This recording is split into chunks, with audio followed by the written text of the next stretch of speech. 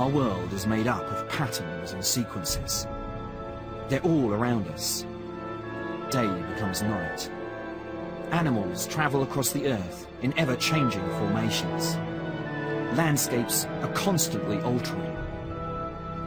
One of the reasons mathematics began was because we needed to find a way of making sense of these natural patterns. The most basic concepts of maths, space and quantity, are hardwired into our brains. Even animals have a sense of distance and number, assessing when their pack is outnumbered and whether to fight or fly, calculating whether their prey is within striking distance. Understanding maths is the difference between life and death.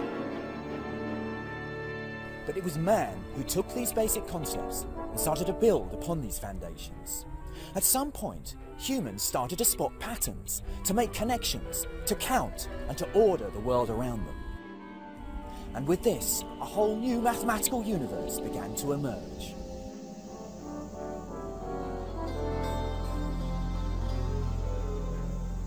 This is the River Nile. It's been the lifeline of Egypt for millennia. I've come here because it's where some of the first signs of mathematics as we know it today emerged.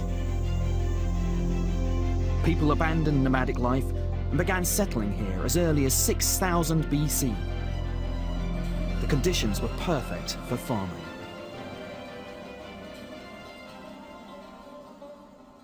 The most important event for Egyptian agriculture each year was the flooding of the Nile. So this was used as a marker to start each new year. Egyptians did record what was going on over periods of time. So in order to establish a calendar like this, you need to count how many days, for example, happened in between lunar phases, or how many days happened in between two floodings of the Nile. Recording the patterns of the seasons was essential not only to their management of the land, but also their religion. The ancient Egyptians who settled on the Nile banks believed it was the river god Hapi who flooded the river each year. And in return for the life-giving water, the citizens offered a portion of the yield as a thanksgiving. As settlements grew larger, it became necessary to find ways to administer them. Areas of land needed to be calculated, crop yields predicted, taxes charged and collated. In short, people needed to count and measure. The Egyptians used their bodies to measure the world, and it's how their units of measurement evolved. A palm was the width of a hand, a cubit an arm length from elbow to fingertips. Land cubits, strips of land measuring a cubit by 100, were used by the pharaoh's surveyors to calculate areas. There's a very strong link between bureaucracy and the development of mathematics in ancient Egypt. And we can see this link right from the beginning, from the invention of the number system, throughout Egyptian history, really. For the Old Kingdom, the only evidence we have are metrological systems, that is, measurements for areas, for length. This points to a bureaucratic need to develop such things. It was vital to know the area of a farmer's land, so he could be taxed accordingly. Or if the Nile robbed him of part of his land, so he could request a rebate. It meant that the pharaoh's surveyors were often calculating the area of irregular parcels of land. And it was the need to solve such practical problems that made them the earliest mathematical innovators.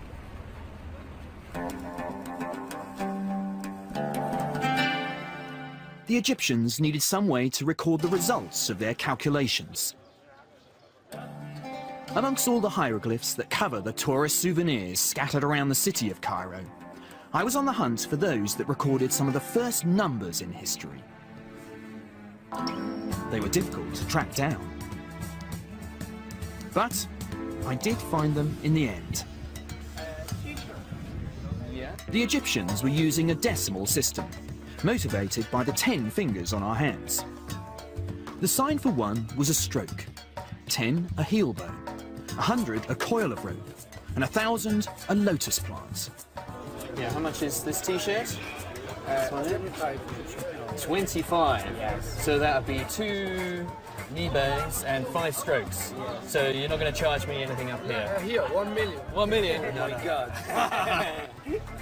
No. Is this 1 million? 1 million. Yeah, that's pretty big. The hieroglyphs are beautiful, but the Egyptian number system was fundamentally flawed. They had no concept of a place value, so one stroke could only represent one unit, not 100 or 1,000. Although you can write 1,000,000 with just one character, rather than the 7 that we use, if you want to write 1,000,000 minus 1, then the poor old Egyptian scribe has got to write 9 strokes, 9 heel bones, 9 coils of rope, and so on, a total of 54 characters.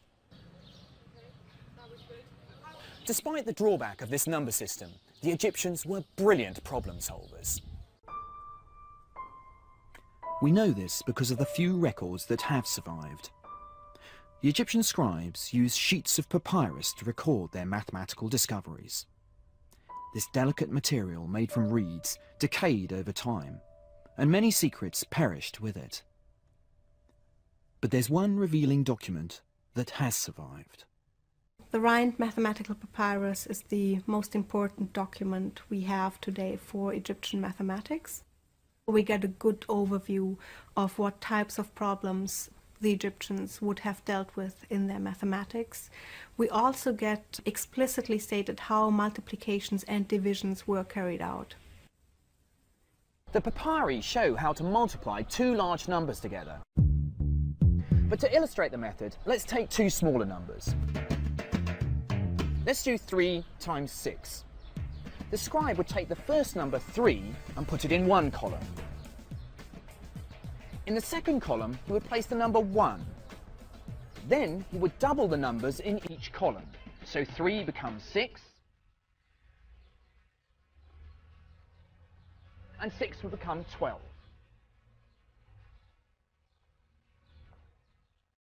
And then in the second column, 1 would become 2, and 2 becomes 4. Now here's the really clever bit. The scribe wants to multiply 3 by 6. So he takes the powers of 2 in the second column, which add up to 6. So that's 2 plus 4. Then he moves back to the first column and just takes those rows corresponding to the 2 and the 4. So that's 6 and the 12. He adds those together to get the answer of 18. But for me, the most striking thing about this method is that the scribe has effectively written that second number in binary. 6 is 1 lot of 4, 1 lot of 2, and no units, which is 1, 1, 0. The Egyptians have understood the power of binary over 3,000 years before the mathematician and philosopher Leibniz would reveal their potential.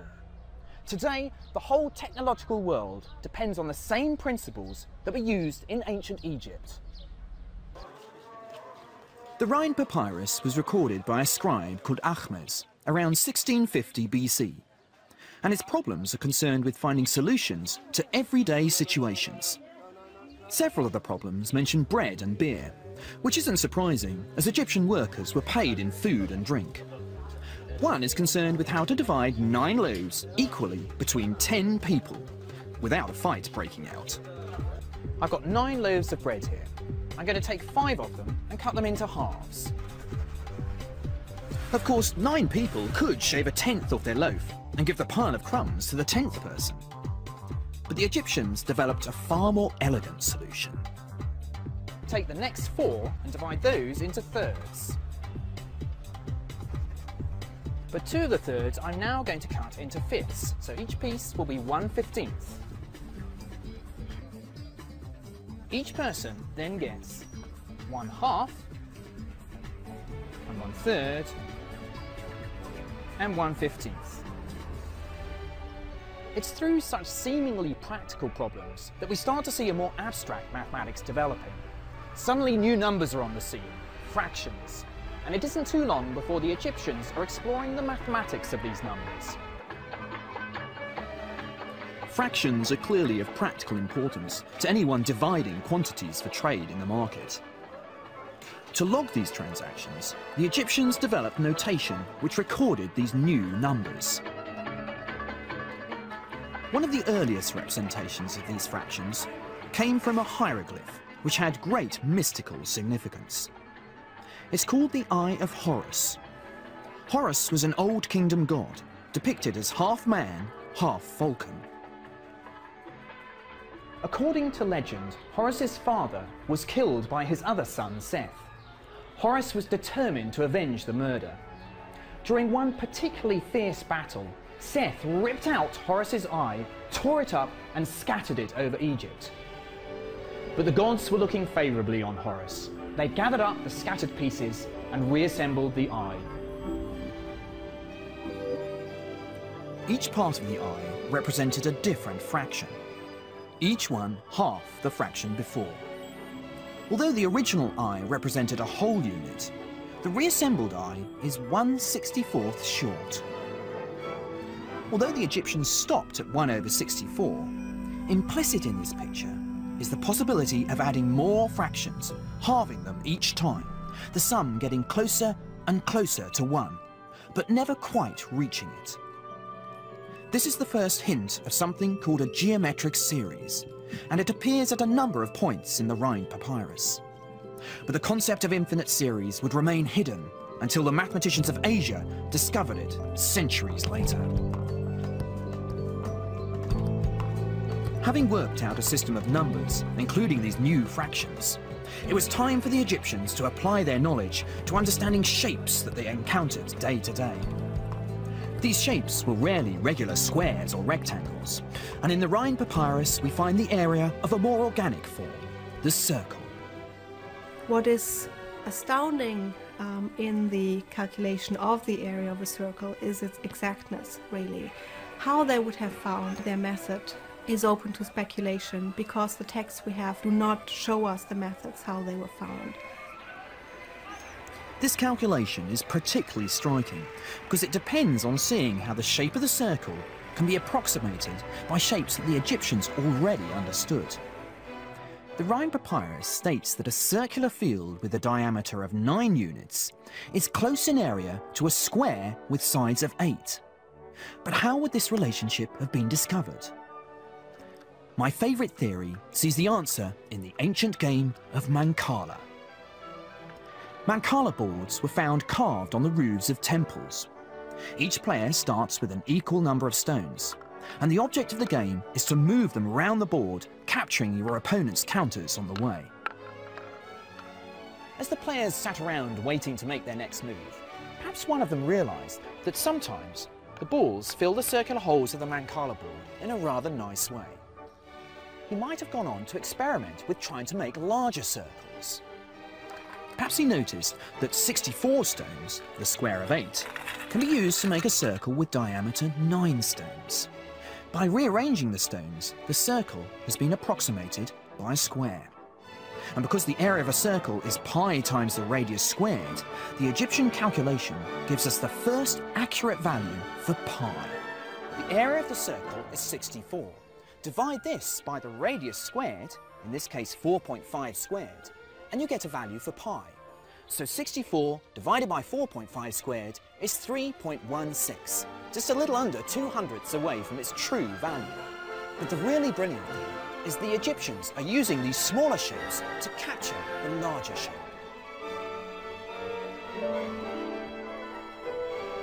But there's one imposing and majestic symbol of Egyptian mathematics we haven't attempted to unravel yet: the pyramid. I've seen so many pictures that I couldn't believe I'd be impressed by them.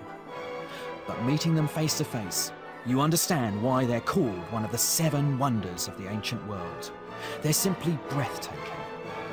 And how much more impressive they must have been in their day, when the sides were as smooth as glass, reflecting the desert sun.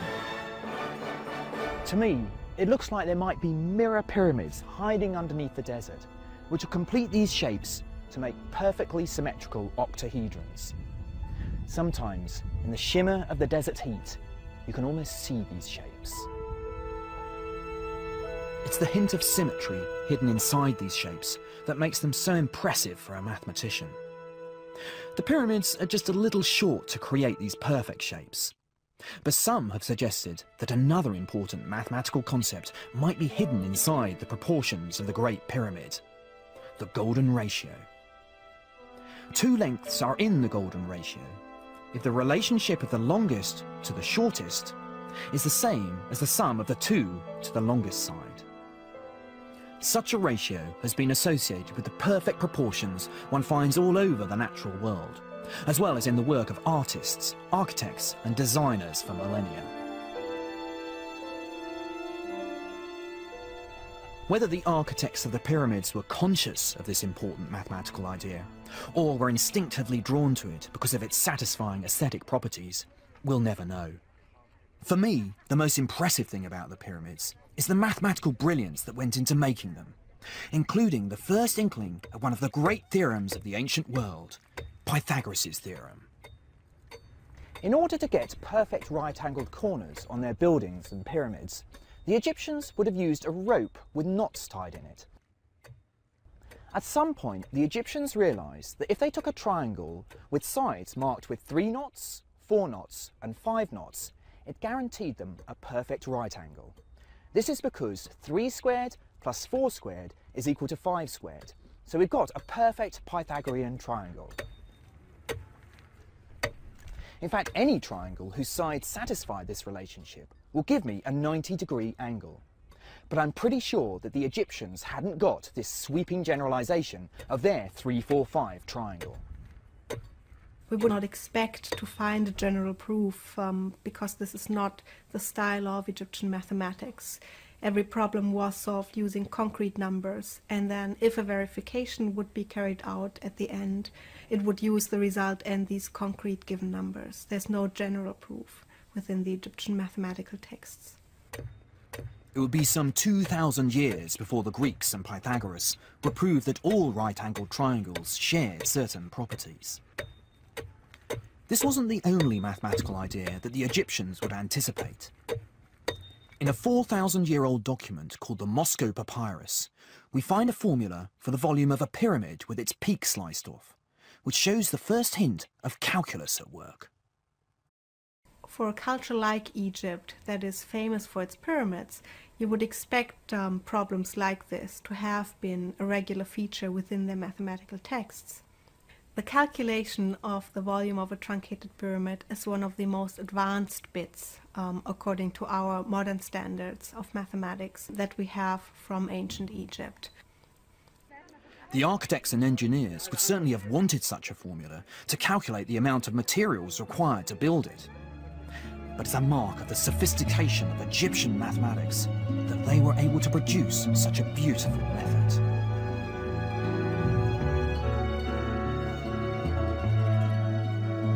To understand how they derived their formula, start with a pyramid built such that the highest point sits directly over one corner. 3 of these can be put together to make a rectangular box, so the volume of the skewed pyramid is 1/3 the volume of the box. That is, the height times the length times the width divided by 3. Now comes an argument which shows the very first hints of the calculus at work, thousands of years before Gottfried Leibniz and Isaac Newton would come up with the theory. Suppose you could cut the pyramid into slices. You could then slide the layers across to make the more symmetrical pyramid you see in Giza. However, the volume of the pyramid has not changed, despite the rearrangement of the layers. So the same formula works. The Egyptians were amazing innovators, and their ability to generate new mathematics was staggering. For me, they revealed the power of geometry and numbers, and made the first moves towards some of the exciting mathematical discoveries to come. But there was another civilization that had mathematics to rival that of Egypt, and we know much more about their achievements.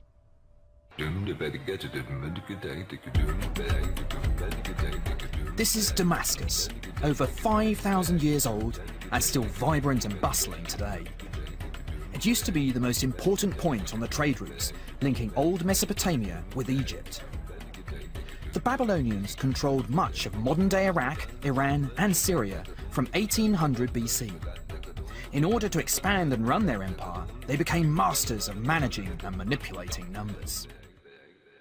We have law codes, for instance, that tell us about the way society is ordered.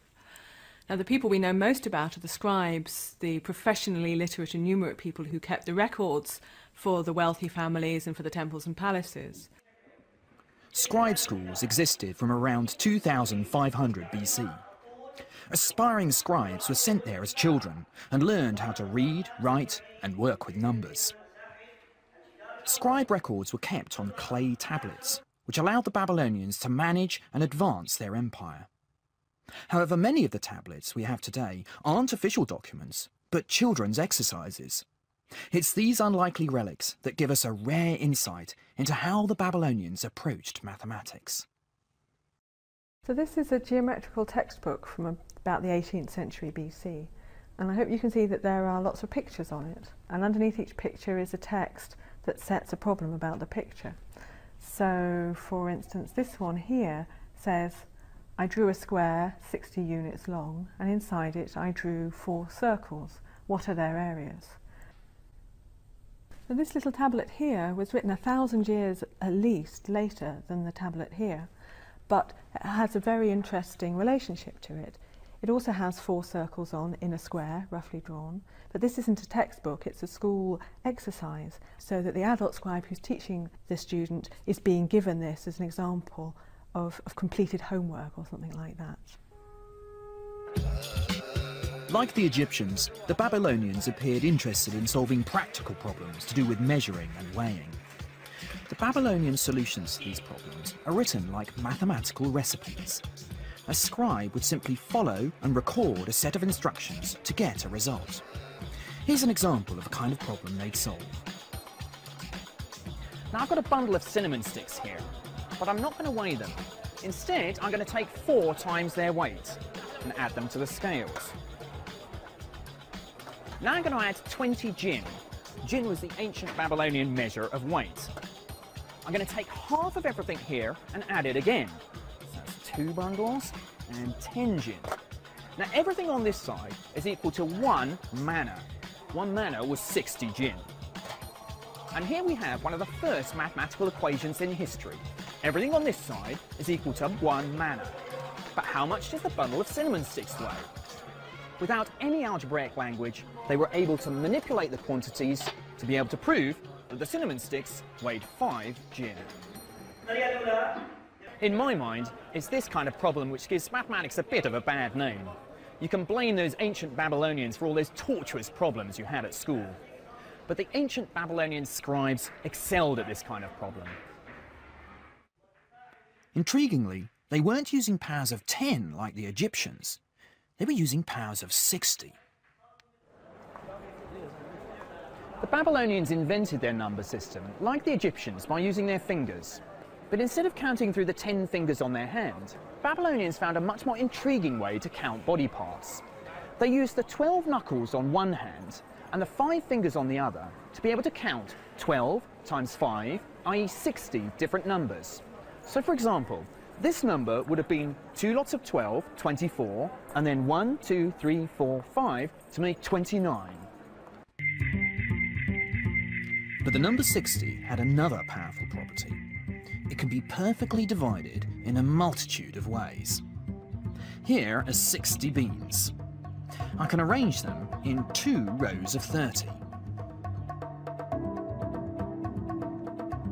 3 rows of 20. 4 rows of 15. 5 rows of 12. Or 6 rows of 10. The divisibility of 60 makes it a perfect base in which to do arithmetic. The base 60 system was so successful, we still use elements of it today.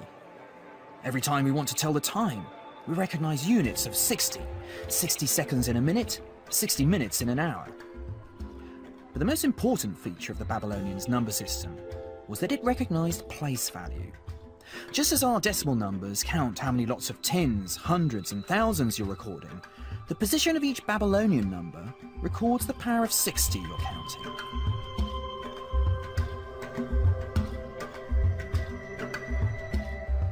instead of inventing new symbols for bigger and bigger numbers, they would write 111, so this number would be 3,661. The catalyst for this discovery was the Babylonians' desire to chart the course of the night sky.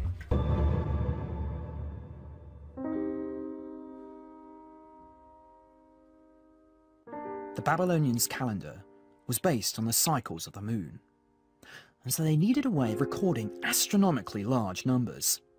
Month by month, year by year, these cycles were recorded. From about 800 BC, there were complete lists of lunar eclipses. The Babylonian system of measurement was quite sophisticated at that time.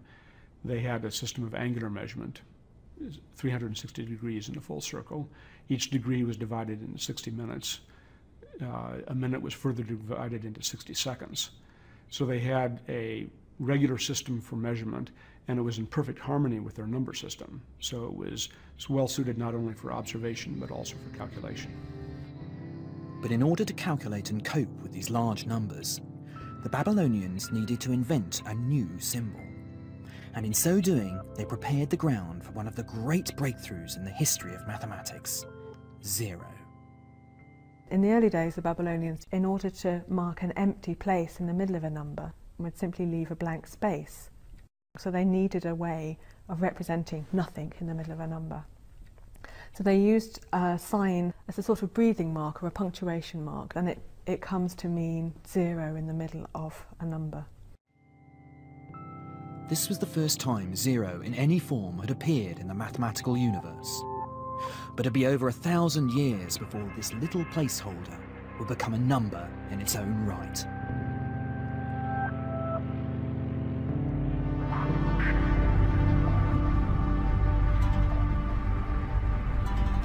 Having established such a sophisticated system of numbers, they harnessed it to tame the arid and inhospitable land that ran through Mesopotamia. Babylonian engineers and surveyors found ingenious ways of accessing water and channeling it to the crop fields. Yet again, they used mathematics to come up with solutions. The Orontes Valley in Syria is still an agricultural hub, and the old methods of irrigation are being exploited today just as they were thousands of years ago. Many of the problems in Babylonian mathematics are concerned with measuring land, and it's here we see for the first time the use of quadratic equations, one of the greatest legacies of Babylonian mathematics. Quadratic equations involve things where the unknown quantity you're trying to identify is multiplied by itself. We call this squaring because it gives the area of a square. And it's in the context of calculating the area of land that these quadratic equations naturally arise.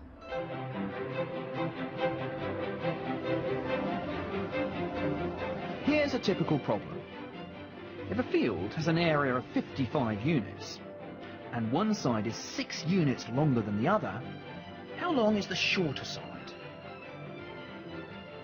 The Babylonian solution was to reconfigure the field as a square. Cut 3 units off the end, and move this round. Now, there's a 3x3 piece missing, so let's add this in. The area of the field has increased by 9 units. This makes the new area 64, so the size of the square are 8 units. The problem solver knows that they've added 3 to this side, so the original length must be 5. It may not look like it, but this is one of the first quadratic equations in history. In modern mathematics, I would use the symbolic language of algebra to solve this problem. The amazing feat of the Babylonians is that they were using these geometric games to find the value, without any recourse to symbols or formulas. The Babylonians were enjoying problem solving for its own sake. They were falling in love with mathematics.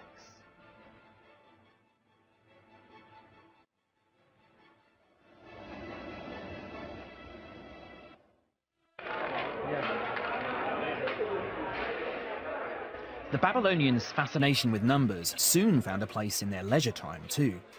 They were avid game players, The Babylonians and their descendants have been playing a version of backgammon for over 5,000 years. So the Babylonians played board games, from very posh board games in royal tombs to little bits of board games found in schools, to board games scratched on the entrances of palaces, so that the guardsmen must have played at times when they were bored. And they used dice to move their counters round. People who played games were using numbers in their leisure time to try and outwit their opponent, doing mental arithmetic very fast. And so they were calculating in their leisure time without even thinking about it as being mathematical hard work.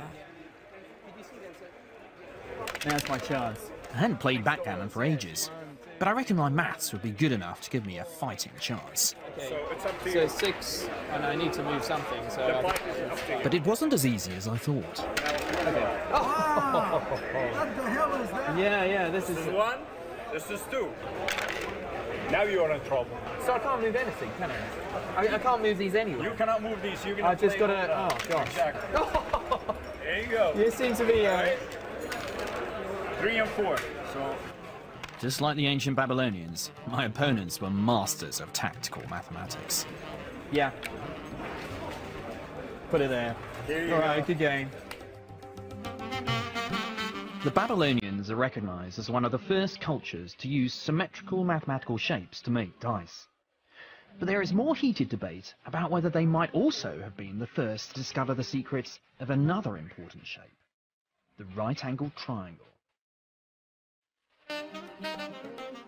We've already seen how the Egyptians used a 3-4-5 right-angled triangle. But what the Babylonians knew about this shape, and others like it, is much more sophisticated. This is the most famous and controversial ancient tablet we have. It's called Plimpton 322. Many mathematicians are convinced it shows the Babylonians could well have known the principle regarding right-angled triangles, that the square on the diagonal is the sum of the squares on the sides, and known it centuries before the Greeks claimed it. This is a copy of the arguably most famous Babylonian tablet, which is Plimpton 322. And these numbers here reflect the width or height of a triangle, this being the diagonal. The other side would be over here, and the square of this column plus the square of the number in this column equals the square of the diagonal. They are arranged in an order of steadily decreasing angle on a very uniform basis, showing that somebody had a lot of understanding of how the numbers fit together.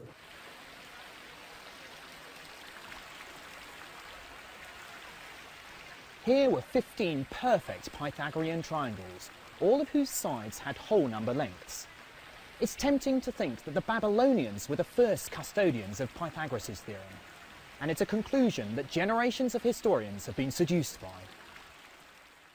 But there could be a much simpler explanation for the sets of 3 numbers which fulfill Pythagoras' theorem. It's not a systematic explanation of Pythagorean triples. It's simply a mathematics teacher doing some quite complicated calculations, but in order to produce some very simple numbers in order to set his students problems about right-angled triangles. And in that sense, it's about Pythagorean triples, only incidentally. The most valuable clues to what they understood could lie elsewhere. This small school exercise tablet is nearly 4,000 years old and reveals just what the Babylonians did know about right-angled triangles. It uses the principle of Pythagoras' theorem to find the value of an astounding new number. Drawn along the diagonal is a really very good approximation to the square root of 2. And so that shows us that it was known and used in school environments. Now, why is this important? It's because the square root of 2 is what we now call an irrational number. That is, if we write it out in decimals or even in sexagesimal places, it doesn't end. The numbers go on forever after the decimal point. The implications of this calculation are far-reaching. Firstly, it means the Babylonians knew something of Pythagoras' theorem 1,000 years before Pythagoras. Secondly, the fact that they can calculate this number to an accuracy of 4 decimal places shows an amazing arithmetic facility, as well as a passion for mathematical detail. The Babylonians' mathematical dexterity was astounding, and for nearly 2,000 years they spearheaded intellectual progress in the ancient world. But when their imperial power began to wane, so did their intellectual vigour.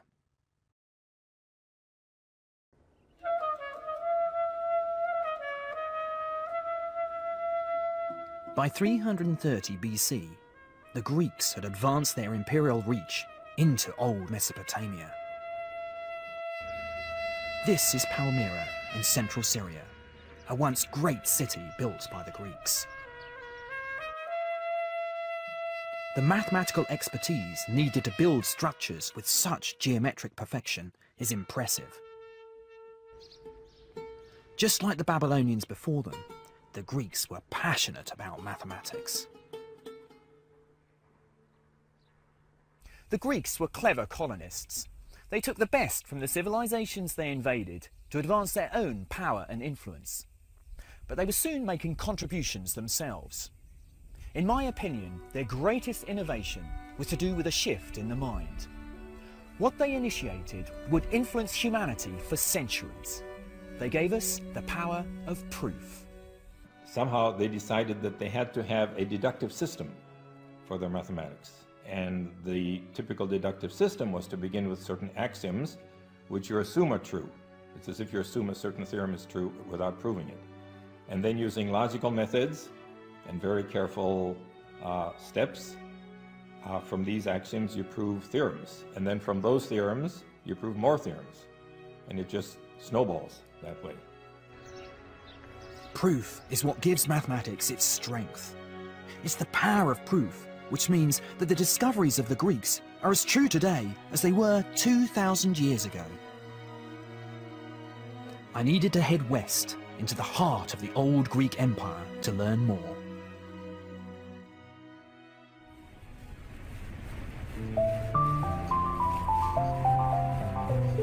For me, Greek mathematics has always been heroic and romantic. I'm on my way to Samos, less than a mile from the Turkish coast. This place has become synonymous with the birth of Greek mathematics, and it's down to the legend of one man. His name is Pythagoras. The legends that surround his life and work have contributed to the celebrity status he has gained over the last 2,000 years. He's credited, rightly or wrongly, with beginning the transformation from mathematics as a tool for accounting to the analytic subject we recognise today. Pythagoras is a controversial figure. Because he left no mathematical writings, many have questioned whether he indeed solved any of the theorems attributed to him. He founded a school in Samos in the 6th century BC, but his teachings were considered suspect, and the Pythagoreans a bizarre sect. There is good evidence that there were schools of Pythagoreans. They may have looked more like sects than what we associate with philosophical schools, because they didn't just share knowledge, they also shared a way of life. They may have been communal living, and they all seem to have been involved in the politics of their cities. One feature that makes them unusual in the ancient world is that they included women. But Pythagoras is synonymous with understanding something that eluded the Egyptians and the Babylonians: the properties of right-angled triangles.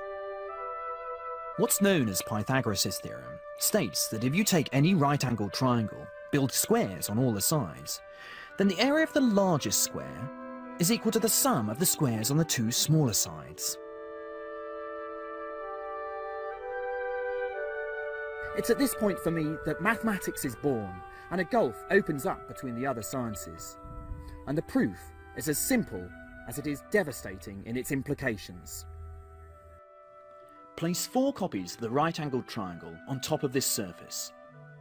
The square that you now see has sides equal to the hypotenuse of the triangle.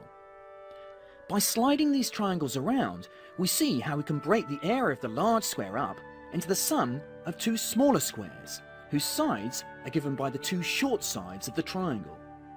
In other words, the square on the hypotenuse is equal to the sum of the squares on the other sides. Pythagoras' theorem. It illustrates one of the characteristic themes of Greek mathematics, the appeal to beautiful arguments in geometry, rather than a reliance on number. Pythagoras may have fallen out of favour, and many of the discoveries accredited to him have been contested recently.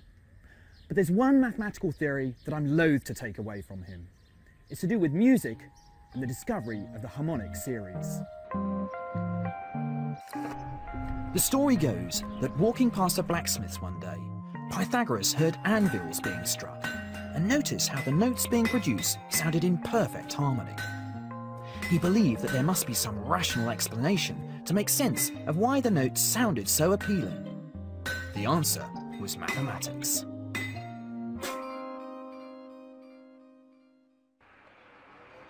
Experimenting with a stringed instrument, Pythagoras discovered that the intervals between harmonious musical notes were always represented as whole number ratios. And here's how he might have constructed his theory. First, play a note on the open string. Next, take half the length. The note almost sounds the same as the first note. In fact, it's an octave higher, but the relationship is so strong we give these notes the same name. Now, take a third the length. We get another note which sounds harmonious next to the first two. But take a length of string which is not in a whole number ratio, and all we get is dissonance.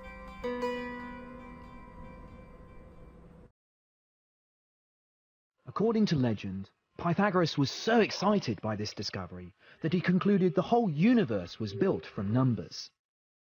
But he and his followers were in for a rather unsettling challenge to their worldview. And it came about as a result of the theorem which bears Pythagoras' name. Legend has it, one of his followers, a mathematician called Hippasus, set out to find the length of the diagonal for a right-angled triangle with two sides measuring 1 unit. Pythagoras' theorem implied that the length of the diagonal was a number whose square was 2. The Pythagoreans assumed that the answer would be a fraction. But when Hippasus tried to express it in this way, no matter how he tried, he couldn't capture it. Eventually, he realized his mistake. It was the assumption that the value was a fraction at all which was wrong. The value of the square root of 2 was the number that the Babylonians etched into the Yale tablet. However, they didn't recognize the special character of this number, but Hippasus did. It was an irrational number. The discovery of this new number, and others like it, is akin to an explorer discovering a new continent, or a naturalist finding a new species. But these irrational numbers didn't fit the Pythagorean worldview. Later Greek commentators tell the story of how Pythagoras swore his sect to secrecy, but Hippasus let slip the discovery and was promptly drowned for his attempts to broadcast their research. But these mathematical discoveries could not be easily suppressed. Schools of philosophy and science started to flourish all over Greece, building on these foundations. The most famous of these was the Academy. Plato founded this school in Athens in 387 BC. Although we think of him today as a philosopher, he was one of mathematics' most important patrons. Plato was enraptured by the Pythagorean worldview and considered mathematics the bedrock of knowledge. Some people would say that Plato is possibly the most influential figure for our perception of Greek mathematics. He argued that mathematics is an important form of knowledge and does have a connection with reality. So by knowing mathematics, we'll know more about reality. In his dialogue Timaeus, Plato proposes the thesis that geometry is the key to unlocking the secrets of the universe. a view still held by scientists today. Indeed, the importance Plato attached to geometry is encapsulated in the sign that was mounted above the academy. Let no one ignorant of geometry enter here. Plato proposed that the universe could be crystallized into 5 regular symmetrical shapes. These shapes, which we now call the Platonic solids, were composed of regular polygons assembled to create 3-dimensional symmetrical objects. The tetrahedron represented fire. The icosahedron, made from 20 triangles, represented water. The stable cube was earth. The 8-faced octahedron was air. And the 5th Platonic solid, the dodecahedron, made out of 12 pentagons, was reserved for the shape which captured Plato's view of the universe. Plato's theory would have a size and continue to inspire mathematicians and astronomers for over 1,500 years. In addition to the breakthroughs made in the academy, mathematical triumphs were also emerging from the edge of the Greek Empire, and owed as much to the mathematical heritage of the Egyptians as the Greeks. Alexandria became a hub of academic excellence under the rule of the Ptolemies in the 3rd century BC, and its famous library soon gained a reputation to rival Plato's academy. The kings of Alexandria were prepared to invest in the arts, in culture, in technology, mathematics, grammar, because patronage for cultural pursuits was one way of showing that you were a more prestigious ruler and had a better entitlement to greatness. The old library and its precious contents were destroyed when the Muslims conquered Egypt in the 7th century. But its spirit is alive in a new building. Today, the library remains a place of discovery and scholarship.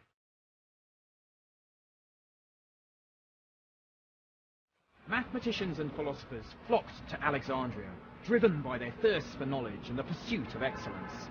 The patrons of the library were the first professional scientists, individuals who were paid for their devotion to research. But of all those early pioneers, my hero is the enigmatic Greek mathematician Euclid.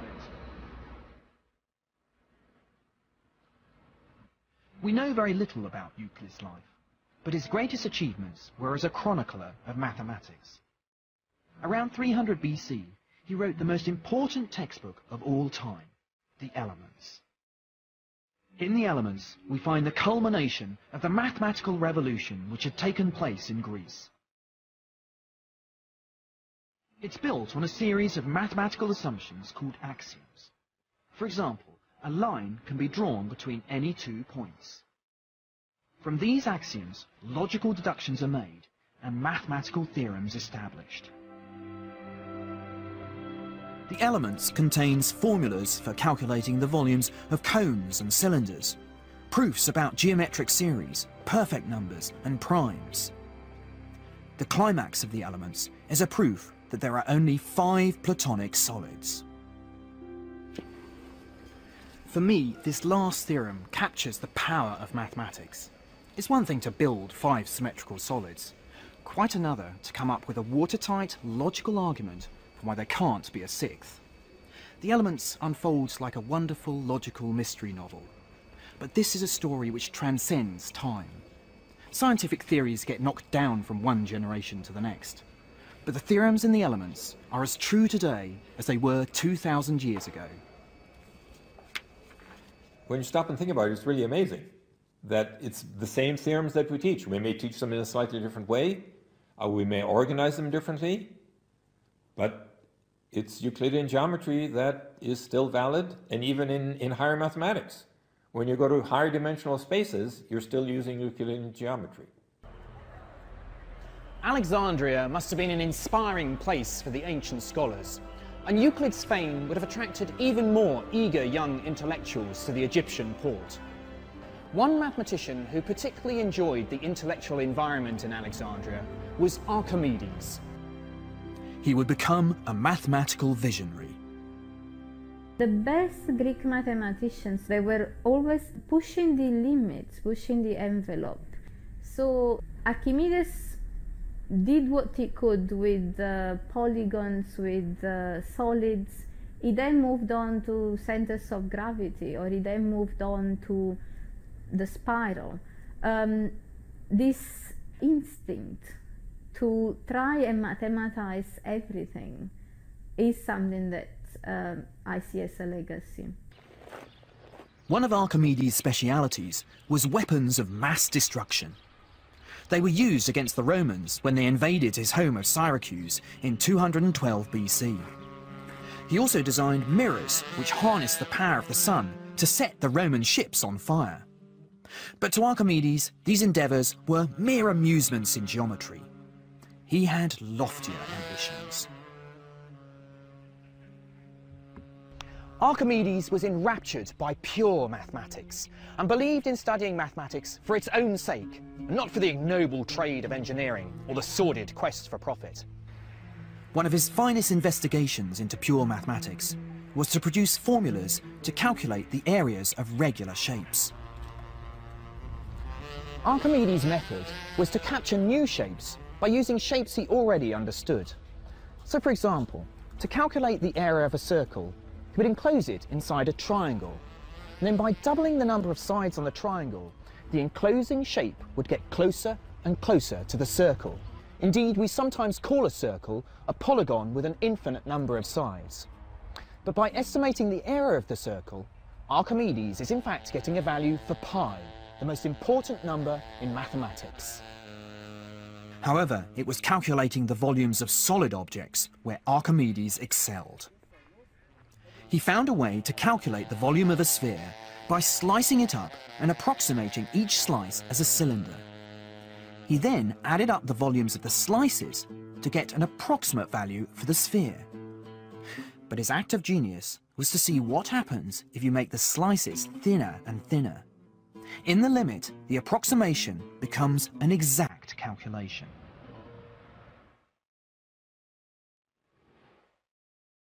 But it was Archimedes' commitment to mathematics that will be his undoing. Archimedes was contemplating a problem about circles traced in the sand when a Roman soldier accosted him. Archimedes was so engrossed in his problem that he insisted he be allowed to finish his theorem. But the Roman soldier was not interested in Archimedes' problem and killed him on the spot. Even in death, Archimedes' devotion to mathematics was unwavering.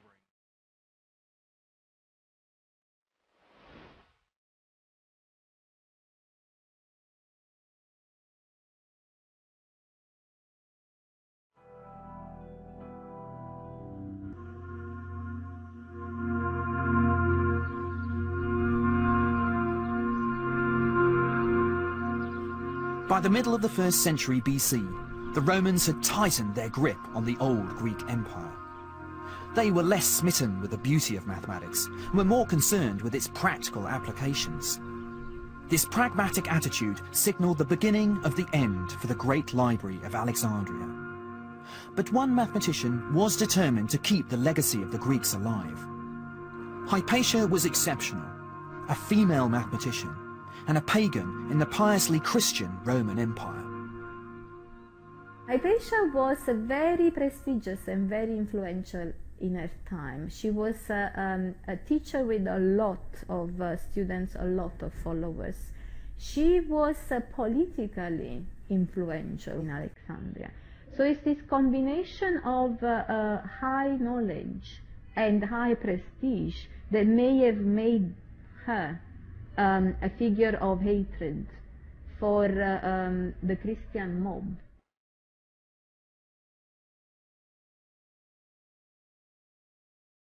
One morning during Lent, Hypatia was dragged off her chariot by a zealous Christian mob and taken to a church. There she was tortured and brutally murdered.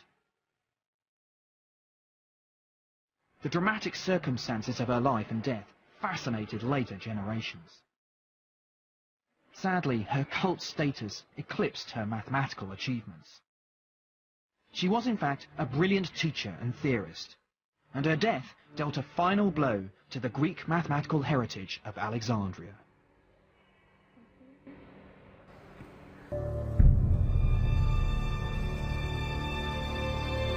My travels have taken me on a fascinating journey to uncover the passion and innovation of the world's earliest mathematicians. It's the breakthroughs made by those early pioneers of Egypt, Babylon and Greece that are the foundations on which my subject is built today. But this is just the beginning of my mathematical odyssey. The next leg of my journey lies east in the depths of Asia, where mathematicians scaled even greater heights in pursuit of knowledge. With this new era came a new language of algebra and numbers, better suited to telling the next chapter in the story of maths. You can learn more about the story of maths with the Open University at open2.net. You can learn more about the story of maths with the Open University at open2.net. What we call a decimal place value system, and it's very similar to the one we use today. We too use numbers from 1 to 9, and we use their position to indicate whether it's units, tens, hundreds or thousands. But the power of these rods is that it makes calculations very quick. In fact, the way the ancient Chinese did their calculations is very similar to the way we learn today in school.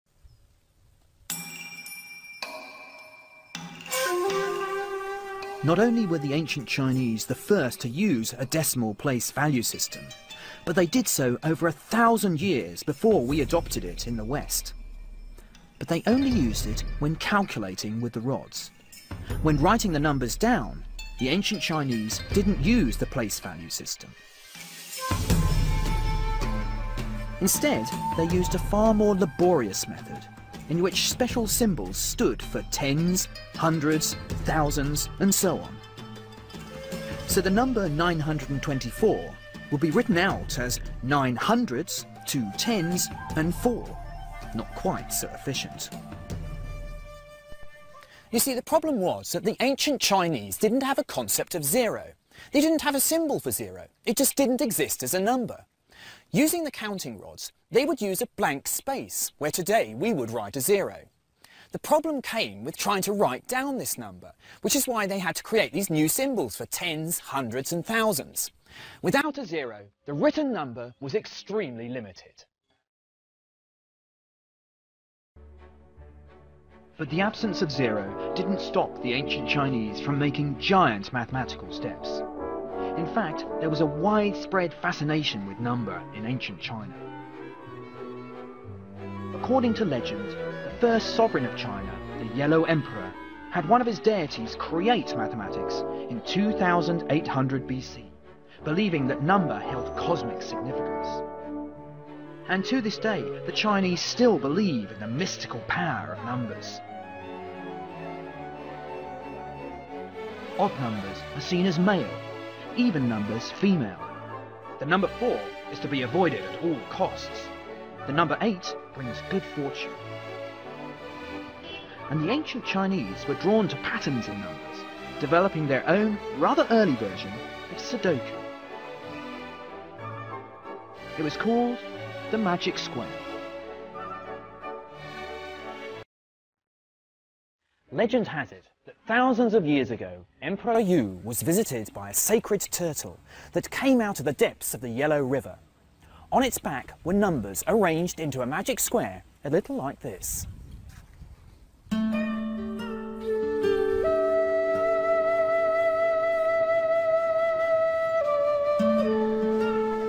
In this square, which was regarded as having great religious significance, all the numbers in each line, horizontal, vertical, and diagonal, all add up to the same number, 15. Now, the magic square may be no more than a fun puzzle, but it shows the ancient Chinese fascination with mathematical patterns. And it wasn't too long before they were creating even bigger magic squares with even greater magical and mathematical powers.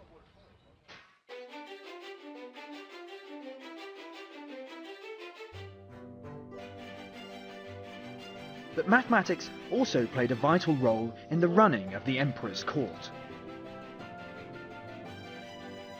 The calendar and the movement of the planets were of the utmost importance to the emperor, influencing all his decisions, even down to the way his day was planned. So astronomers became prize members of the imperial court, and astronomers were always mathematicians.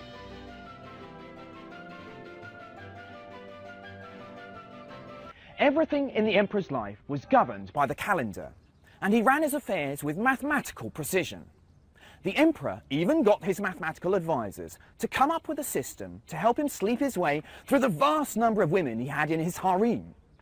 Never one to miss a trick, the mathematical advisors decided to base the harem on a mathematical idea called a geometric progression. Maths has never had such a fun purpose. Legend has it that in the space of 15 nights, the emperor had to sleep with 121 women.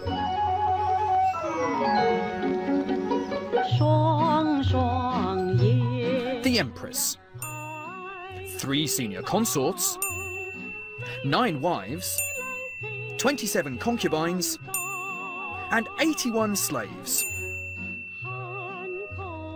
The mathematicians would soon have realised that this was a geometric progression, a series of numbers in which you get from one number to the next by multiplying by the same number each time, in this case 3. Each group of women is 3 times as large as the previous group. So the mathematicians could quickly draw up a rota to ensure that in the space of 15 nights, the emperor slept with every woman in the harem. The first night was reserved for the empress. The next was for the 3 senior consorts. The 9 wives came next, and then the 27 concubines were chosen in rotation, 9 each night. And then finally, over a period of 9 nights, the 81 slaves were dealt with in groups of 9.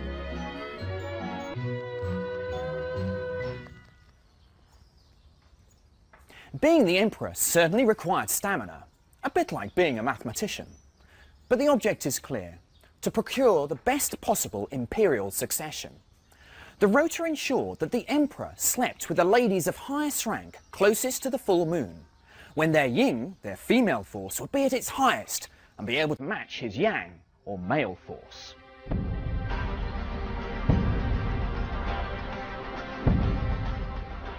The emperor's court wasn't alone in its dependence on mathematics. It was central to the running of the state. Ancient China was a vast and growing empire with a strict legal code, widespread taxation, and a standardized system of weights, measures, and money. The empire needed a highly trained civil service, competent in mathematics. And to educate these civil servants was a mathematical textbook, probably written in around 200 BC, the 9 chapters. The book is a compilation of 246 problems in practical areas such as trade, payment of wages, and taxes. And at the heart of these problems lies one of the central themes of mathematics: how to solve equations. Equations are a little bit like cryptic crosswords.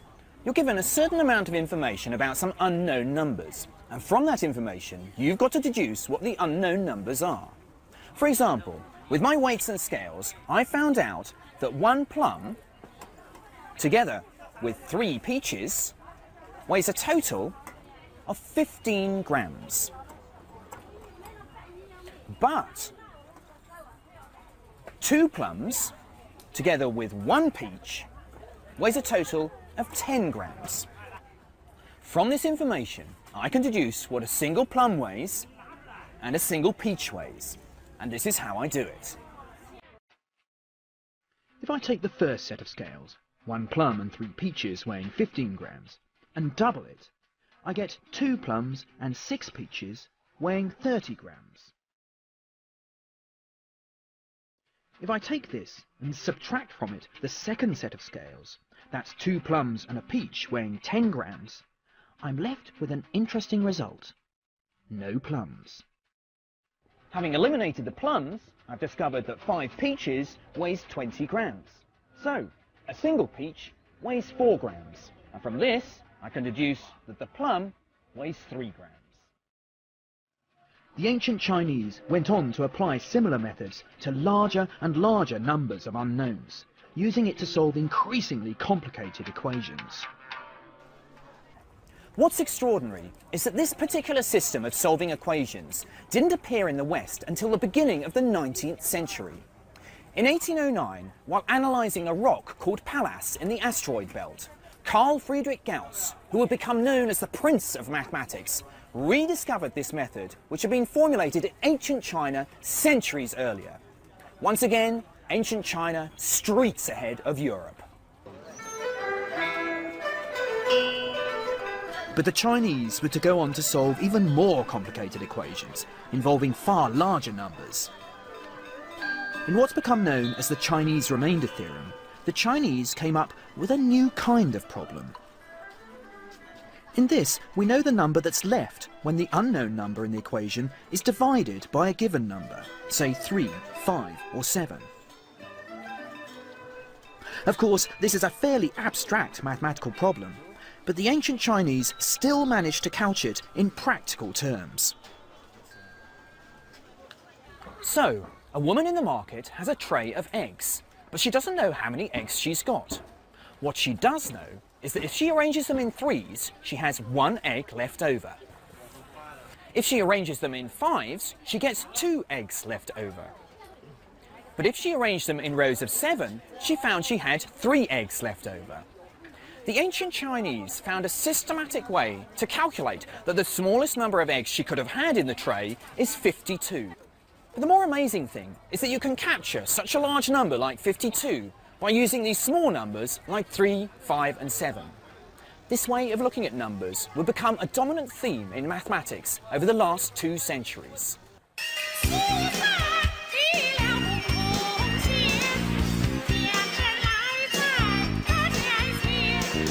By the 6th century AD, the Chinese remainder theorem was being used in ancient Chinese astronomy to measure planetary movement. But today it still has practical uses. Internet cryptography encodes numbers using mathematics that has its origins in the Chinese remainder theorem.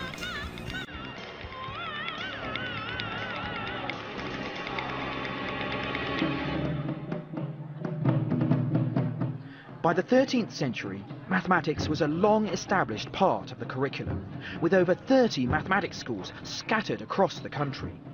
The golden age of Chinese maths had arrived. And its most important mathematician was called Qin Ju Shao. Legend has it that Qin Ju Shao was something of a scoundrel. He was a fantastically corrupt imperial administrator who crisscrossed China, lurching from one post to another. Repeatedly sacked for embezzling government money, he poisoned anyone who got in his way. Qin Ju Shao was reputedly described as violent as a tiger or a wolf, and as poisonous as a scorpion or a viper. So, not surprisingly, he made a fierce warrior. For 10 years he fought against the invading Mongols, but for much of that time he was complaining that his military life took him away from his true passion. No, not corruption, but mathematics.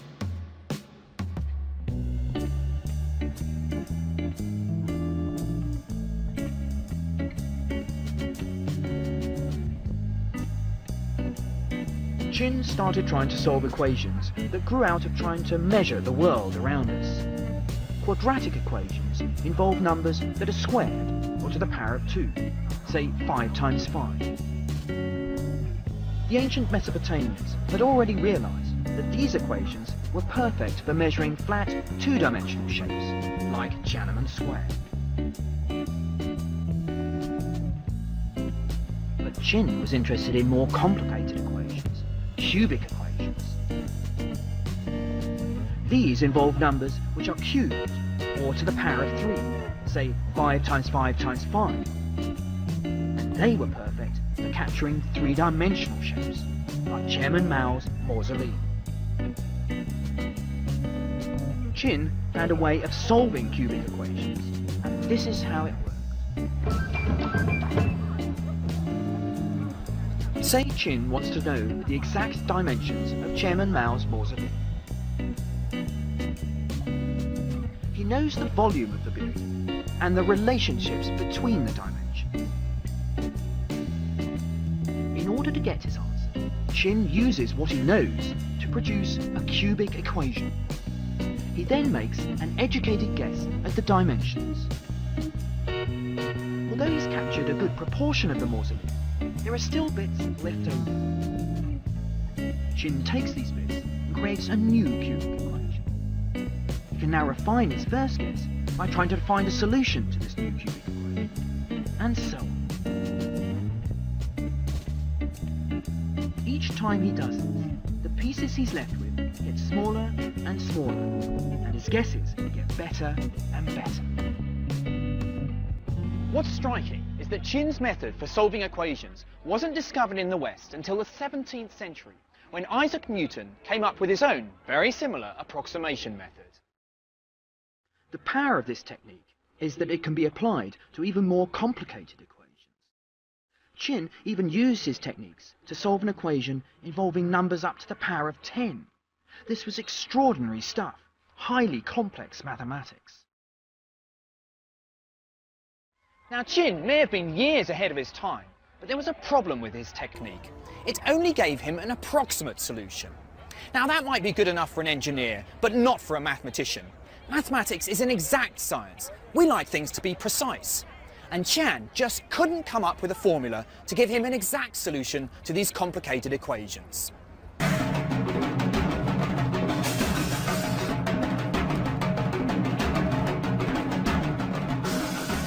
China had made great mathematical leaps, but the next great mathematical breakthroughs were to happen in a country lying to the southwest of China. A country that had a rich mathematical tradition that would change the face of maths forever.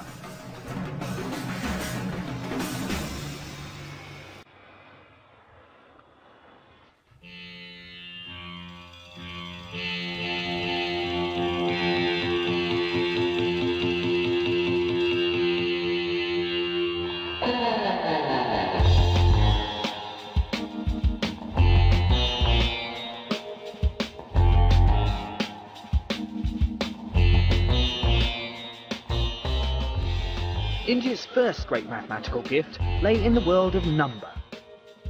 Like the Chinese, the Indians had discovered the mathematical benefits of the decimal place value system, and were using it by the middle of the 3rd century AD.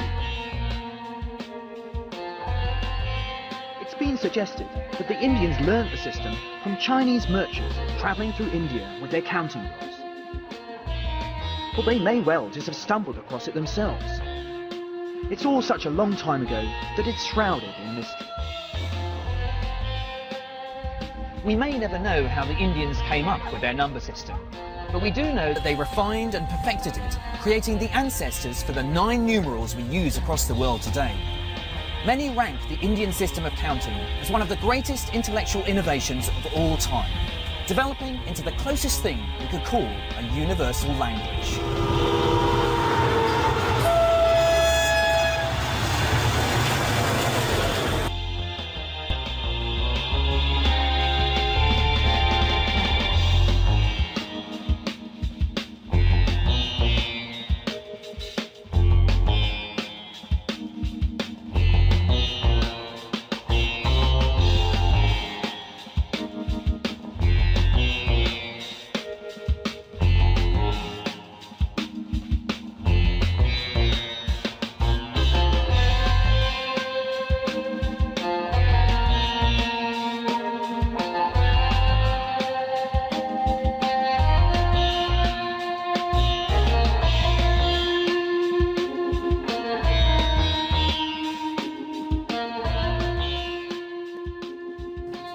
True holy sites of the mathematical world. And what I'm looking for is in this inscription written on the wall. Up here are some numbers, and here's the new number. It's 0.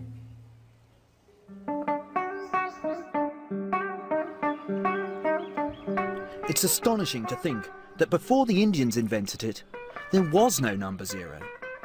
To the ancient Greeks, it simply hadn't existed.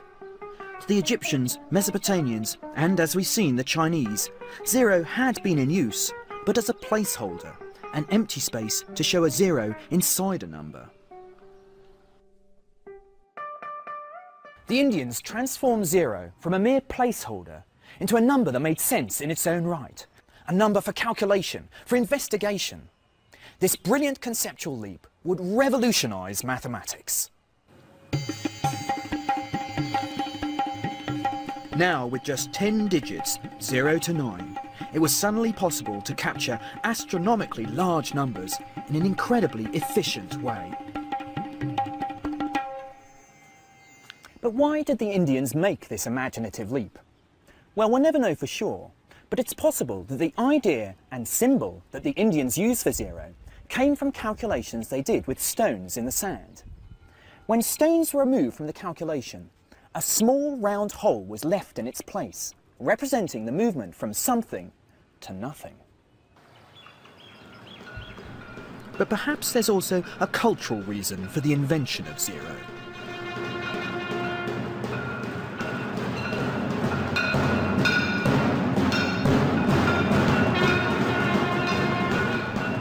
For the ancient Indians, the concepts of nothingness and eternity lay at the very heart of their belief system.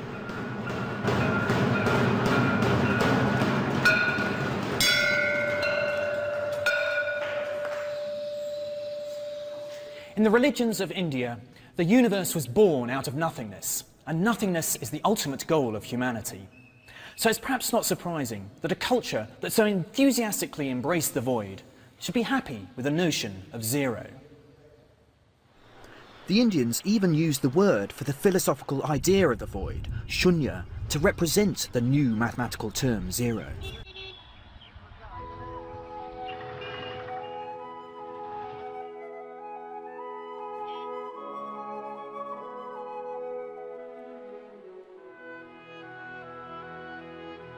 In the 7th century, the brilliant Indian mathematician Brahmagupta proved some of the essential properties of 0.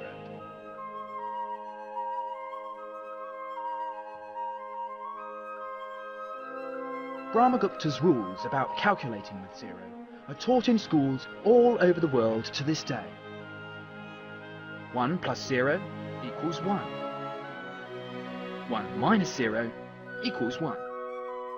1 times 0 is equal to 0.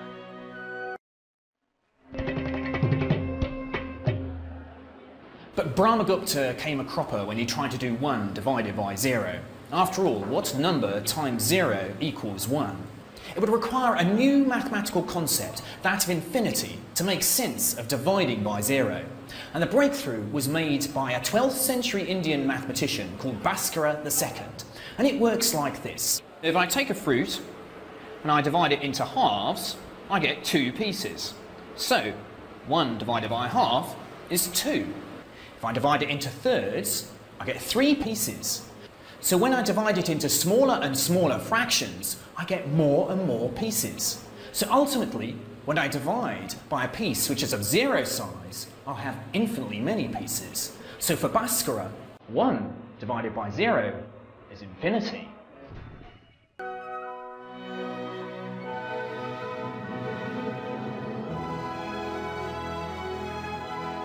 But the Indians were to go further in their calculations with 0. For example, if you take 3 from 3 and get 0, what happens when you take 4 from 3? It looks like you have nothing. But the Indians recognised that this was a new sort of number, negative numbers. The Indians called them debts because they were perfect for solving equations like, if I have 3 batches of material and take 4 away, how many have I left? This may seem odd and impractical, but that was the beauty of Indian mathematics. Their ability to come up with negative numbers and 0 was because they thought of numbers as abstract entities. They weren't just for counting and measuring pieces of cloth. They had a life of their own, floating free of the real world. This led to an explosion of mathematical ideas.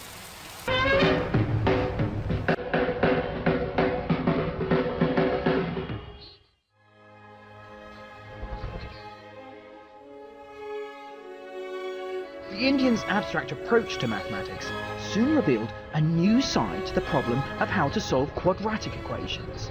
That is, equations including numbers to the power of 2. Brahmagupta's understanding of negative numbers allowed him to see that quadratic equations always have 2 solutions, one of which could be negative.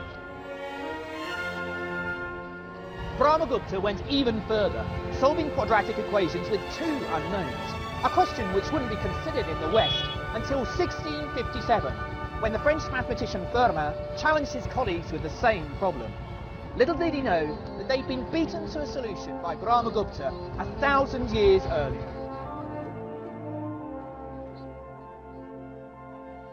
Brahmagupta was beginning to find abstract ways of solving equations. But astonishingly, he was also developing a new mathematical language to express that abstraction.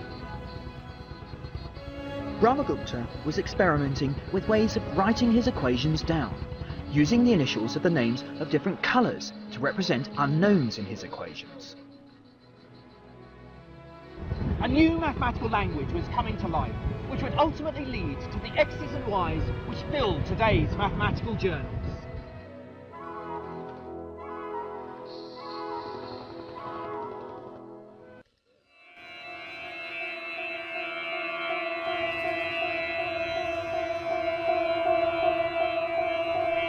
But it wasn't just new notation that was being developed. Indian mathematicians were responsible for making fundamental new discoveries in the theory of trigonometry. The power of trigonometry is that it acts like a dictionary, translating geometry into numbers and back. Although first developed by the ancient Greeks, it was in the hands of the Indian mathematicians that the subject truly flourished. At its heart lies the study of right-angled triangles. In trigonometry, you can use this angle here to find the ratios of the opposite side to the longest side. There's a function called the sine function, which when you input the angle, outputs the ratio. So for example, in this triangle, the angle is about 30 degrees. So the output of the sine function is a ratio of 1 to 2, telling me that this side is half the length of the longest side. The sine function enables you to calculate distances when you're not able to make an accurate measurement. To this day, it's used in architecture and engineering. The Indians used it to survey the land around them, navigate the seas, and ultimately chart the depths of space itself. It was central to the work of observatories like this one in Delhi, where astronomers would study the stars. The Indian astronomers could use trigonometry to work out the relative distance between the Earth and the Moon and the Earth and the Sun. You can only make the calculation when the Moon is half full, because that's when it's directly opposite the Sun. So the Sun, Moon and Earth create a right-angled triangle. Now the Indians could measure that the angle between the Sun and the observatory was 1/7 of a degree. The sine function of 1/7 of a degree gives me the ratio of 400 to 1. This means the Sun is 400 times further from the Earth than the Moon is. So using trigonometry, the Indian mathematicians could explore the solar system without ever having to leave the surface of the Earth.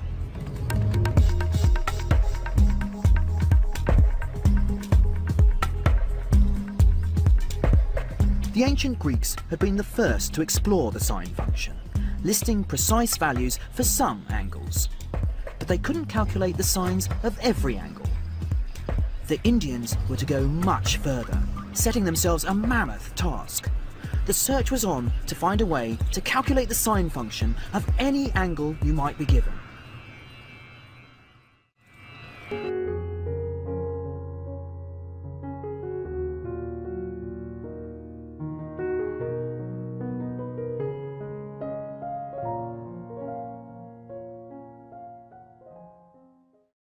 In the search for the sine function of every angle will be made here in Kerala in South India. In the 15th century, this part of the country became home to one of the most brilliant schools of mathematicians to have ever worked. Their leader was called Madhava, and he was to make some extraordinary mathematical discoveries. The key to Madhava's success was the concept of the infinite. Madhava discovered that you could add up infinitely many things with dramatic effects. Previous cultures had been nervous of these infinite sums, but Madhava was happy to play with them. For example, here's how 1 can be made up by adding infinitely many fractions. I'm heading from 0 to 1 on my boat, but I can split my journey up into infinitely many fractions. So I can get to a half. Then I can sail on a quarter, then an eighth, then a 16th, and so on. The smaller the fractions I move, the nearer to 1 I get. But I'll only get there once I've added up infinitely many fractions. Now, physically and philosophically, it seems rather a challenge to add up infinitely many things. But that's the power of mathematics, to make sense of the impossible. By producing a language to articulate and manipulate the infinite, you can prove that after infinitely many steps, you'll reach your destination. Such infinite sums are called infinite series, and Madhava was doing a lot of research into the connections between these series and trigonometry. First, he realized that he could use the same principle of adding up infinitely many fractions to capture one of the most important numbers in mathematics, pi. Pi is the ratio of the circle's circumference to its diameter. It's a number that appears in all sorts of mathematics, but is especially useful for engineers because any measurements involving curves soon require pi. So for centuries, mathematicians searched for a precise value for pi.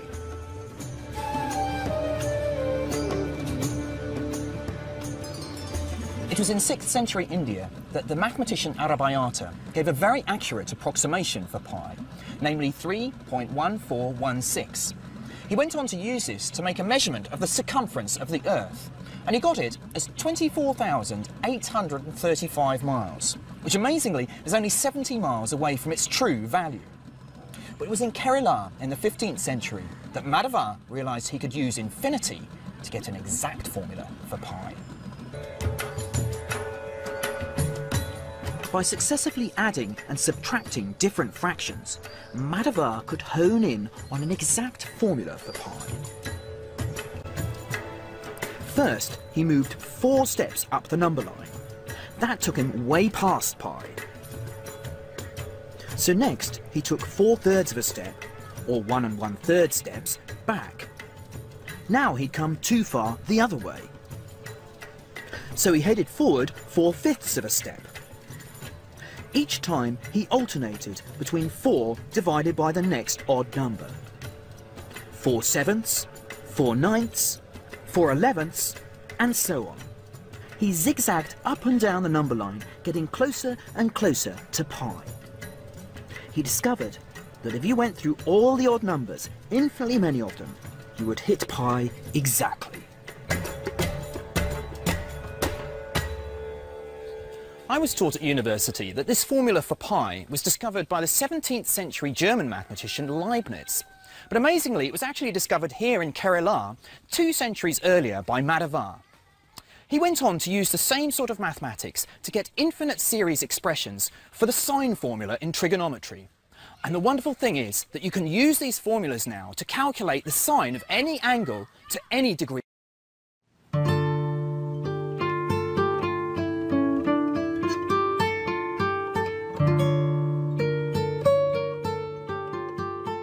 It seems incredible that the Indians made these discoveries centuries before Western mathematicians.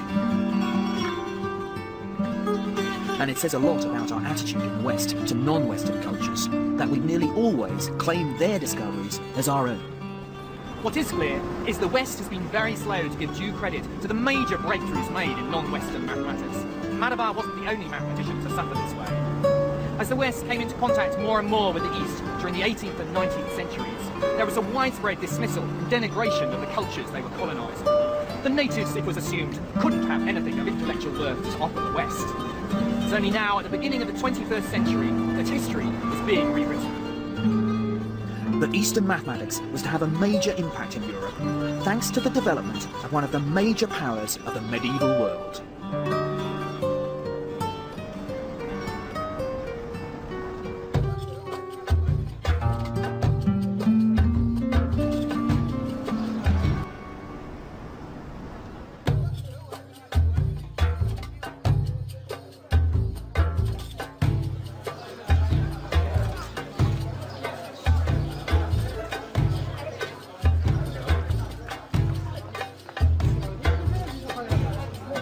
In the 7th century, a new empire began to spread across the Middle East. The teachings of the Prophet Muhammad inspired a vast and powerful Islamic empire, which soon stretched from India in the east to here in Morocco in the west.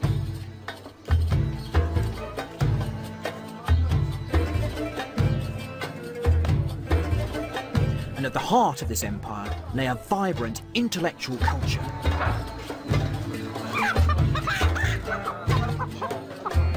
A great library and centre of learning was established in Baghdad. Called the House of Wisdom, its teachings spread throughout the Islamic Empire, reaching schools like this one here in Fez. Subjects studied included astronomy, medicine, chemistry, zoology, and mathematics. The Muslim scholars collected and translated many ancient texts, effectively saving them for posterity. In fact, without their intervention, we may never have known about the ancient cultures of Egypt, Babylon, Greece and India. But the scholars at the House of Wisdom weren't content simply with translating other people's mathematics. They wanted to create a mathematics of their own, to push the subject forward.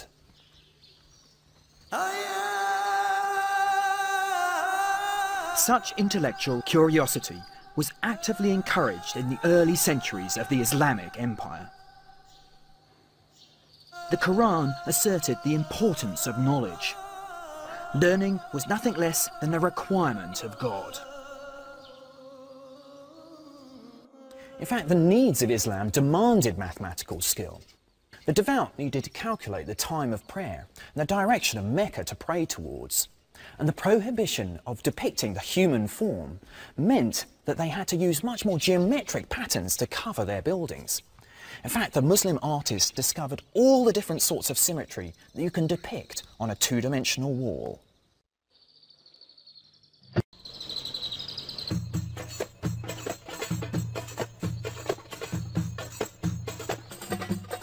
The director of the House of Wisdom in Baghdad was a Persian scholar called Muhammad al-Khwarizmi.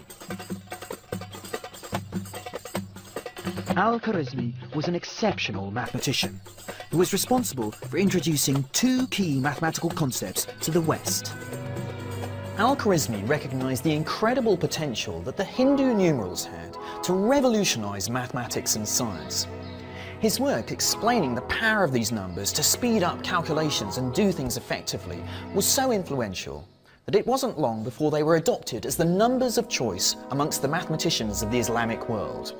In fact, these numbers have now become known as the Hindu-Arabic numerals. These numbers, 1 to 9 and 0, are the ones we use today all over the world.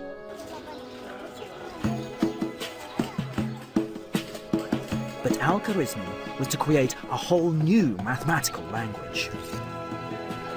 It was called algebra and was named after the title of his book, Al-Jabra wa al-Makbal, or calculation by restoration or reduction.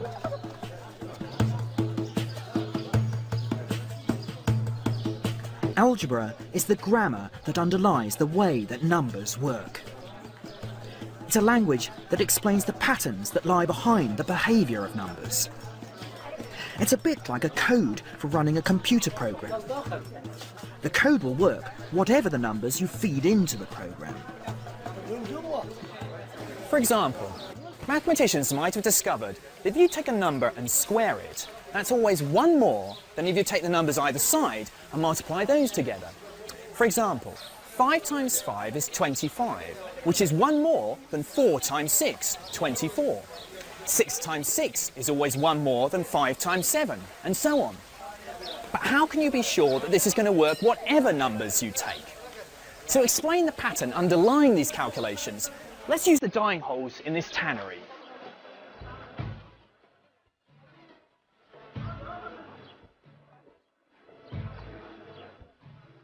If we take a square of 25 holes running 5 by 5 and take one row of 5 away and add it to the bottom, we get 6 by 4 with 1 left over. But however many holes there are on the side of the square, we can always move one row of holes down in a similar way to be left with a rectangle of holes with 1 left over. Algebra was a huge breakthrough. Here was a new language to be able to analyse the way that numbers worked. Previously, the Indians and the Chinese had considered very specific problems. But Al-Khwarizmi went from the specific to the general. He developed systematic ways to be able to analyse problems so that the solutions would work whatever the numbers that you took. This language is the one that's used across the mathematical world today.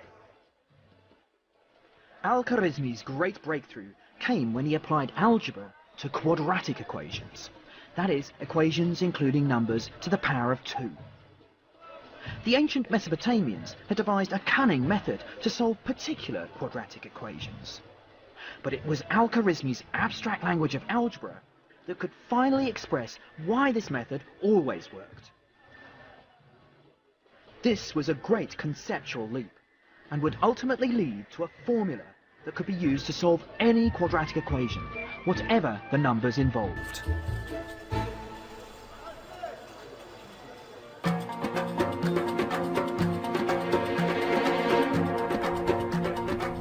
The next mathematical holy grail was to find a general method that could solve all cubic equations, equations including numbers to the power of 3.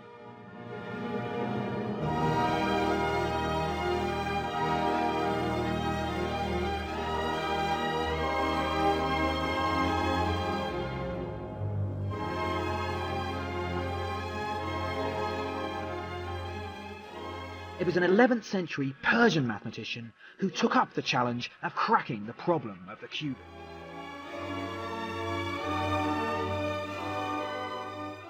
His name was Omar Khayyam, and he travelled widely across the Middle East, calculating as he went. But he was famous for another, very different reason. Khayyam was a celebrated poet, author of the great epic poem, the Rubaiyat. Now, it may seem a bit odd that a poet was also a master mathematician. After all, the combination doesn't immediately spring to mind. But in fact, there's quite a lot of similarity between the two disciplines.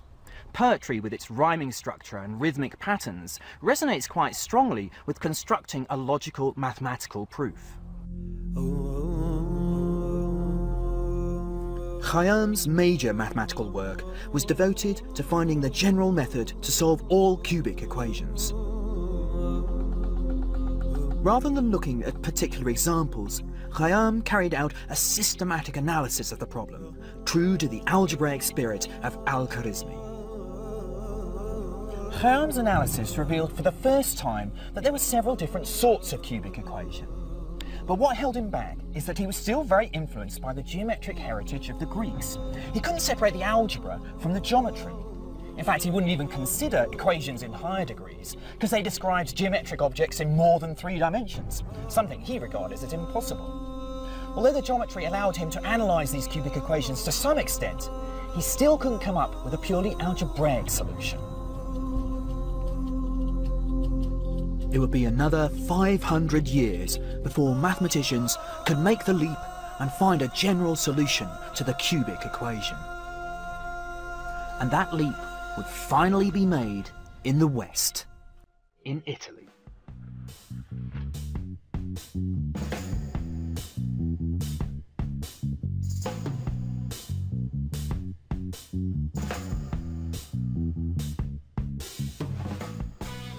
During the centuries in which China, India and the Islamic Empire had been in the ascendant, Europe had fallen under the shadow of the Dark Ages. All intellectual life, including the study of mathematics, had stagnated.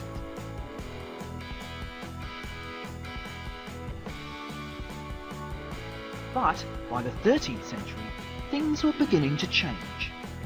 Led by Italy, Europe was starting to explore and trade with the East. And with that contact came the spread of Eastern knowledge to the West. It was the son of a customs official that would become Europe's first great medieval mathematician. As a child, he travelled around North Africa with his father, where he learnt about the developments of Arabic mathematics, and especially the benefits of the Hindu-Arabic numerals. When he got home to Italy, he wrote a book that would be hugely influential in the development of Western mathematics.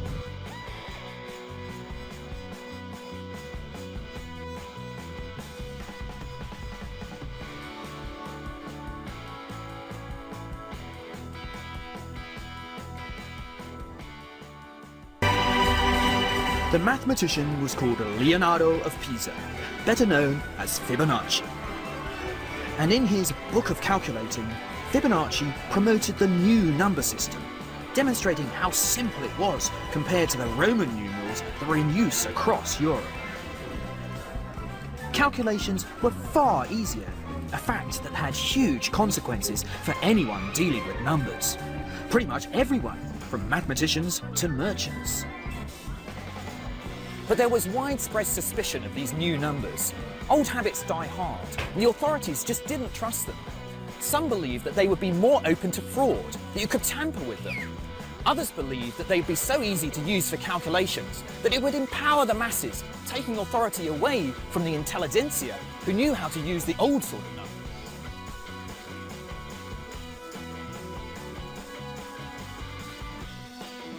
The city of Florence even banned them in 1299. But over time, common sense prevailed. The new system spread throughout Europe, and the old Roman system slowly became defunct. At last, the Hindu-Arabic numerals 0 to 9 had triumphed. Today, Fibonacci is best known for the discovery of some numbers now called the Fibonacci sequence. The numbers arose when he was trying to solve a riddle about the mating habit of rabbits. Suppose a farmer has a pair of rabbits. Now, rabbits take 2 months to reach maturity, and after that they give birth to another pair of rabbits each month. So the problem was how to determine how many pairs of rabbits there will be in any given month. Well, during the first month, you have 1 pair of rabbits. And since they haven't matured, they can't reproduce. During the second month, there's still only 1 pair. But at the beginning of the third month, the first pair reproduces for the first time, so there are 2 pairs of rabbits. At the beginning of the fourth month, the first pair reproduces again, but the second pair is not mature enough, so there are 3 pairs. In the 5th month, the first pair reproduces, and the second pair reproduces for the first time, but the third pair is still too young, so there are 5 pairs. The mating ritual continues, but what you soon realise is the number of pairs of rabbits you have in any given month is the sum of the pairs of rabbits you've had in each of the 2 previous months. So the sequence goes 1, 1, 2, 3, 5, 8, 13, 21, 34, 55, and so on. The Fibonacci numbers are nature's favourite numbers. It's not just rabbits that use them. If you count the number of petals on a flower, it's invariably a Fibonacci number. You find these numbers running up and down pineapples if you count the number of segments. Even snails use them to grow their shells. Wherever you find growth in nature, you find the Fibonacci numbers.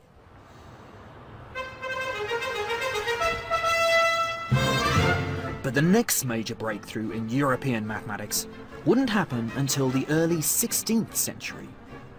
It would involve finding the general method that would solve all cubic equations. And it would happen here in the Italian city of Bologna. The University of Bologna was the crucible of European mathematical thought at the beginning of the 16th century. Pupils from all over Europe flocked here and developed a new form of spectator sport, the mathematical competition. Large audiences would gather to watch mathematicians challenge each other with numbers, a kind of intellectual fencing match. But even in this questioning atmosphere, it was believed that some problems were just unsolvable. It was generally assumed that finding a general method to solve all cubic equations was impossible. But one scholar was to prove everyone wrong. His name was Tartaglia, but he certainly didn't look the heroic architect of a new mathematics. At the age of 12, he'd been slashed across the face with a sabre by a rampaging French army. The result was a terrible facial scar and a devastating speech impediment. In fact, Tartaglia was the nickname he'd been given as a child, and means the stammerer.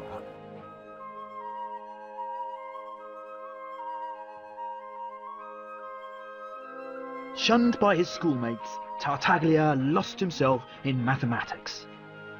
And it wasn't long before he'd found the formula to solve one type of cubic equation. But Tartaglia soon discovered that he wasn't the only one to believe he'd cracked the cubic. A young Italian called Fior was boasting that he too held the secret formula for solving cubic equations. When news broke about the discoveries made by the two mathematicians, a competition was arranged to pit them against each other. The intellectual fencing match of the century was about to begin.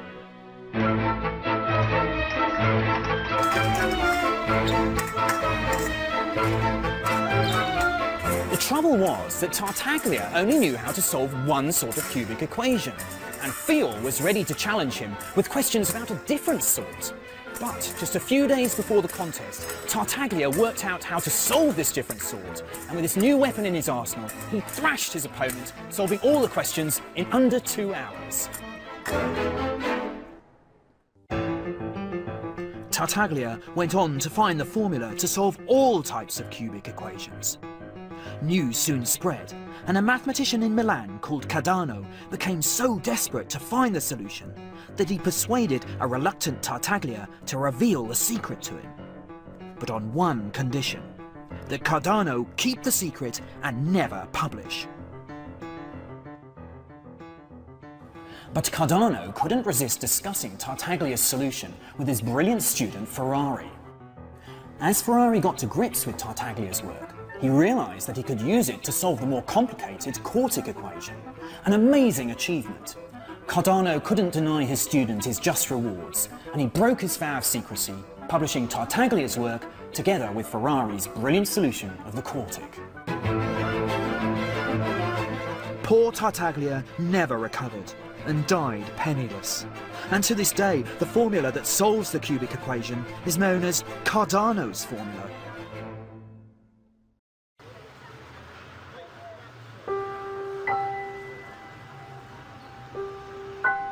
Tartaglia may not have won glory in his lifetime, but his mathematics managed to solve a problem that had bewildered the great mathematicians of China, India, and the Arab world.